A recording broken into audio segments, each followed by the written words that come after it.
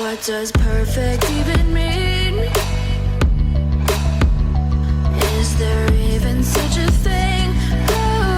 Ooh, can we switch up all the rules and imagine a utopia?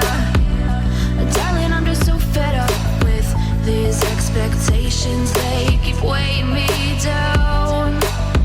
My heart is begging me to get the hell out of my head. I'm gonna live inside the upside down for a minute and pretend, honey, I'm a perfect 10. Whoa, whoa, honey, I'm a perfect 10. Whoa, whoa, and if I say it enough, it gets ingrained in my head, and I start